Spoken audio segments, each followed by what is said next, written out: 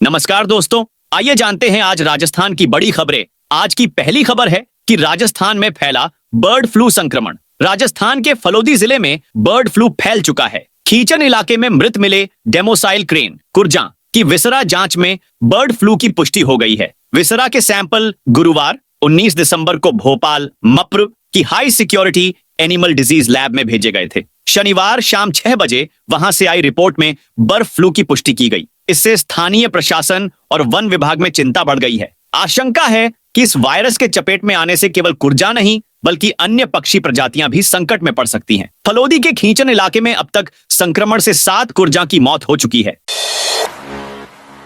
राजस्थान में ओले गिरने की चेतावनी। राज्य के मौसम में बड़ा बदलाव देखने को मिलेगा। वेस्टर्न डिस्टर्बेंस एक्टिव होने और उत्तरी हवा के कमजोर होने से रात के तापमान में बढ़ोतरी होगी। इससे लोगों को आज से कड़ाके की सर्दी से राहत मिलनी शुरू होगी। उधर राजस्थान में शनिवार को शीतलहर और कोहरे से कई शहरों का तापमान गिर गया। सीकर, जयपुर, पिलानी, अजमेर के न्यूनतम तापमान में 4 डिग्री सेल्सियस तक की गिरावट हुई। 23 दिसंबर से भरतपुर, जयपुर संभाग के 11 जिलों में बादल छा सकते हैं। कहीं कहीं हल्की बारिश भी हो सकती है। 26-27 दिसंबर को बारिश और ज्यादा तेज हो सकती है। इस दौरान कहीं कहीं ओले गिरने की भी आशंका है। मौसम विशेषज्ञों के मुताबिक आज राज्य में सर्द हवा का प्रभाव कम होगा। सुबह शाम कड़ाके की सर्दी से लोगों को राहत मिलेगी। अगले एक सप्ताह में कई शहरों में रात के मिनिमम तापमान में बढ़ोतरी होगी। अधिकांश जगहों पर न्यूनतम तापमान 8 से 14 डिग्री सेल्सियस के बीच दर्ज हो सकते हैं।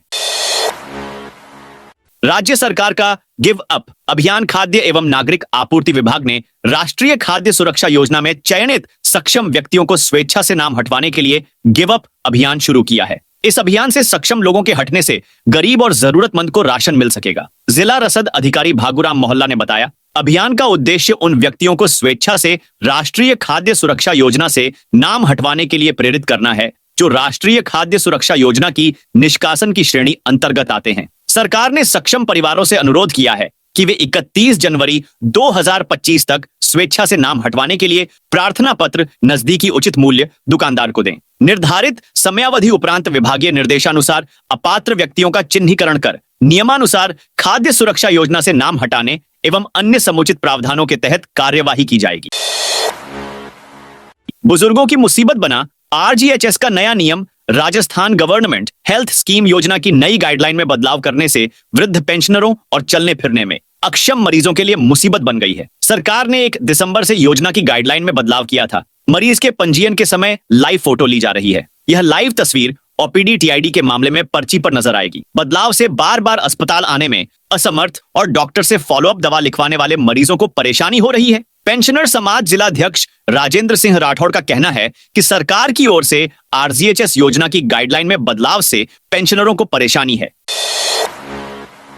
जयपुर में राजस्थान रॉयल्स बनाएगी नया स्टेडियम। राजस्थान सरकार अब पीपीपी मोड पर खेल गतिविधियों को और बेहतर करने की तैयारी कर रही है। इसके तहत राजस्थान रॉयल्स मैनेजमेंट की ओर से जयपुर में नया ग्रीनफील्ड स्टेडियम तैयार किया जाएगा। इसमें दुनिया भर की अत्याधुनिक सुविधाएं उपलब्ध होंगी। इस पर सवाई मानसिंह स्टेडियम समेत प्रदेश के अलग अलग स्टेडियम और ग्राउंड एक्सपर्ट्स के साथ मिलकर संचालित करने की प्लानिंग पर काम शुरू कर दिया गया है। यहां सरकार की ओर से होनहार खिलाड़ियों को मुफ्त ट्रेनिंग दी जाएगी। स्टेडियम और ग्राउंड को डेवलप और मेंटेन करने वाली कंपनी अपने स्तर पर रेवेन्यू भी जनरेट कर सकेगी। जूली बोले, राहुल ने धक्का दिया तो सीसीटीवी दिखाए। भाजपा नेता प्रतिपक्ष टीकाराम जूली ने कहा, जो व्यक्ति अपने पिता के हथियारों को माफ कर सकता है वो किसी को धक्का मार सकता है क्या? जो मजदूरों की आवाज उठाता है वो धक्का दे सकता है क्या? लेकिन बीजेपी के नेता पिक्चरों की तरह नाटक कर अस्पतालों में भर्ती हुए हैं, जबकि एम्स के डॉक्टरों ने कहा कि सबकी तबीयत सही है। ये सब लोकतंत्र का मजाक बनाने में लगे हैं। ये देश में आतंक करने में लगे हैं। हिंदू मुस्लिम का माहौल बनाने में लगे हैं। यदि राहुल गांधी ने धक्का दिया है तो उसका सीसीटीवी जारी कर दें। रविवार को अलवर में नेता प्रतिपक्ष टीकाराम जूली और एआईसीसी के राष्ट्रीय महासचिव और पूर्व केंद्रीय मंत्री जितेंद्र सिंह ने मीडिया से बात की। निगम के पार्क में खड़ी बस कार की नीलामी होगी। उदयपुर नगर निगम की संपत्ति पर निजी बस और कार को खड़ा कर रखा था। नगर निगम ने तुरंत हटाने को कहा लेकिन नहीं सुनी। निगम ने नोटिस के साथ कंपाउंड राशि निकाल दी लेकिन नहीं जमा कराई और मालिक कोर्ट में चला गया। कोर्ट ने भी इस मामले में उनकी अर्जी खारिज कर दी। उदयपुर नगर निगम आयुक्त राम प्रकाश ने बताया कि कुछ समय पूर्व नगर निगम की भूमि चेतक चौराहा पर लवकुश स्टेडियम के पास 2 कार एवं एक मिनी बस कबाड़ स्थिति में लंबे समय से खड़ी थीं। वाहन मालिकों से अपने वाहन निगम भूमि से तुरंत हटाने के निर्देश भी दिए, लेकिन वाहन मालिकों ने वाहन नहीं हटाए। 24 को जारी होगी अस्थायी वरीयता सूची। राज्य के उच्च माध्यमिक स्कूलों में पढ़ने वाले 11वीं 12वीं के विद्यार्थियों को नए साल की शुरुआत के साथ ही व्याख्याता मिल जाएंगे। माध्यमिक शिक्षा निदेशालय ने वर्ष 2021-22 और 2022-23 की डीपीसी में पदोन्नत हुए 10,515 लेक्चरर की पोस्टिंग के लिए शुक्रवार को ऑनलाइन काउंसलिंग का शेड्यूल घोषित कर दिया है। काउंसलिंग की प्रक्रिया 24 दिसंबर से 15 जनवरी तक चलेगी। पदोन्नत व्याख्याता के पोस्टिंग आदेश 15 जनवरी को घोषित किए जाएंगे। इससे पूर्व 24 दिसंबर को काउंसलिंग के लिए अस्थायी वरीयता सूची जारी होगी। अस्थायी वरीयता सूची पर संबंधित शिक्षक आपत्ति होने पर 31 दिसंबर तक अपनी आपत्ति ऑनलाइन दर्ज कर सकेंगे। आपत्तियों का निस्तारण कर 6 जनवरी को अंतिम वरीयता सूची और काउंसलिंग में शामिल होने वाले रिक्त पदों जारी किए जाएंगे। डिस्कॉम कार्मिक की जीपीएफ कटौती होगी। डिस्कॉम कार्मिकों के लिए पुरानी पेंशन योजना की राह आसान हो गई है। शुक्रवार को अतिरिक्त मुख्य सचिव ऊर्जा ने राजस्थान विद्युत संयुक्त संघर्ष समिति को आश्वस्त किया कि दिसंबर महीने से सीपीएफ के स्थान पर जीपीएफ की कटौती शुरू कर दी जाएगी। इसके लिए राजस्थान राज्य विद्युत प्रसारण निगम लिमिटेड के सचिव प्रशासन आनंदी लाल वैष्णव ने समिति के पदाधिकारियों को लिखित में आश्वस्त भी किया। बता दें कि सीपीएफ के स्थान पर जीपीएफ कटौती को लेकर कर्मचारी संगठन आंदोलन कर रहे थे। जयपुर में यूथ कांग्रेस कार्यकर्ताओं पर लाठीचार्ज। जयपुर में बेरोजगारी और नशे के विरोध में सीएम आवास घेरने जा रहे यूथ कांग्रेस कार्यकर्ता पुलिस से भिड़ गए। कार्यकर्ताओं को रोकने के लिए पुलिस ने लाठीचार्ज भी किया। इससे पहले प्रदर्शन में शहीद स्मारक पर पूर्व डिप्टी सीएम सचिन पायलट और प्रदेशाध्यक्ष गोविंद सिंह डोटासरा भी पहुंचे थे। दिलावर ने राजस्थान के स्कूलों को लेकर अब लिया यह बड़ा फैसला। राजस्थान सरकार ने स्कूलों के कलर कोड और भवनों की स्टैंडर्ड डिजाइन निर्धारित करने का निर्णय लिया है। साथ ही आगामी शिक्षा सत्र तक 5 जुलाई तक पाठ्य पुस्तकों की उपलब्धता सुनिश्चित करने के निर्देश दिए गए हैं। यह आदेश शनिवार को शिक्षा मंत्री मदन दिलावर की अध्यक्षता में हुई शिक्षा विभाग की समीक्षा बैठक में दिए गए। बैठक में शिक्षा मंत्री ने यह भी कहा कि शिक्षा में संस्कार का समावेश करने के लिए शिक्षकों और सभी कार्मिकों को आदर्श व्यवहार अपनाने की आवश्यकता है। राजस्थान के शिक्षकों को लेकर आई बड़ी खबर। नए साल से प्रदेश के 300 कॉलेजों में छात्रों की पढ़ाई पर संकट गहराएगा। राज्य से सोसाइटी के अधीन संचालित इन कॉलेजों में विद्या संबल योजना के तहत लगे अस्थायी शिक्षकों का जनवरी के पहले सप्ताह में कार्यकाल पूरा हो रहा है। इसके बाद 2000 से अधिक शिक्षकों को हटा दिया जाएगा। इन शिक्षकों के हटने के बाद छात्रों की पढ़ाई अटक जाएगी। कॉलेजों में अभी प्रथम और तृतीय सेमेस्टर की पढ़ाई चल रही है। विद्या संबल योजना कांग्रेस सरकार में लागू की गई थी। भाजपा सरकार ने योजना के प्रावधानों को बदल दिया।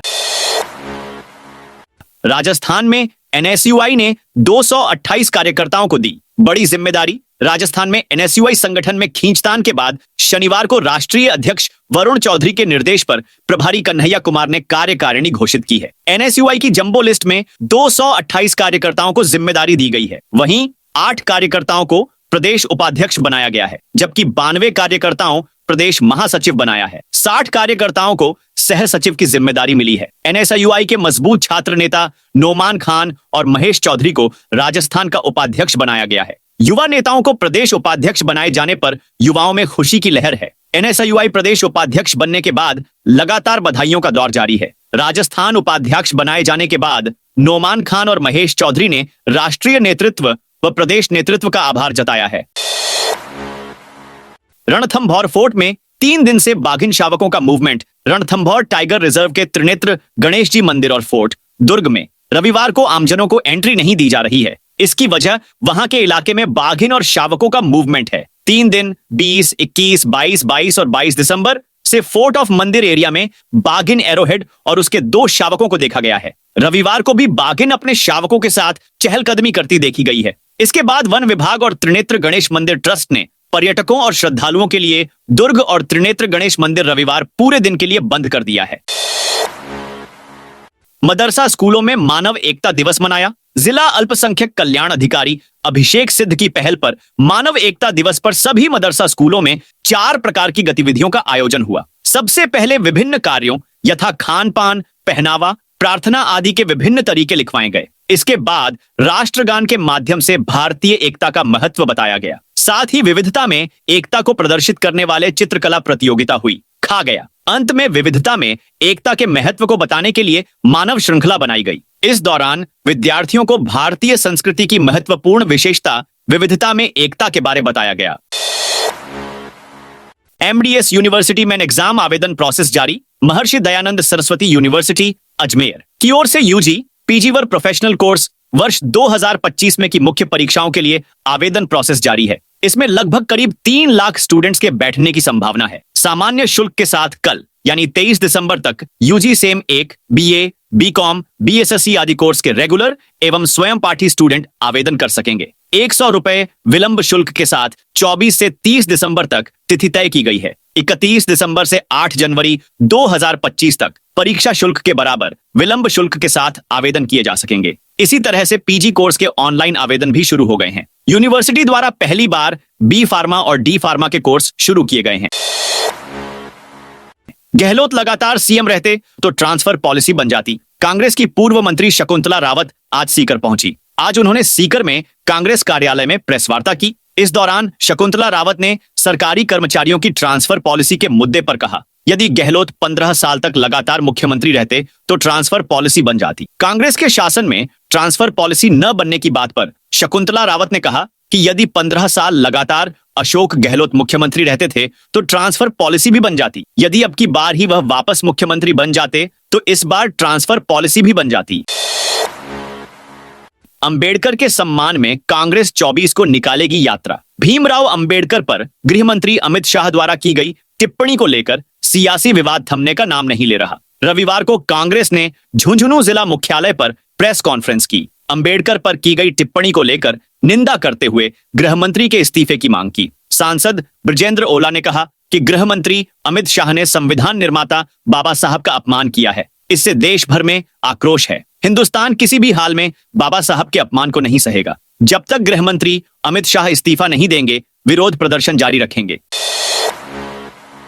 31 तक किश्तें जमा कराने पर मिलेगी छूट। राज्य सरकार द्वारा उपनिवेशन क्षेत्र के समस्त श्रेणी के आवंटियों यथा सामान्य आवंटन, विशेष आवंटन व मोहरबंद नीलामी द्वारा आवंटन आदि को कृषि भूमि की आवंटन की 31 दिसंबर 2023 तक की शेष रही बकाया राशि की किश्तें 31 दिसंबर 2024 तक एक मुश्त जमा कराने पर ब्याज में 100% छूट प्रदान की गई है।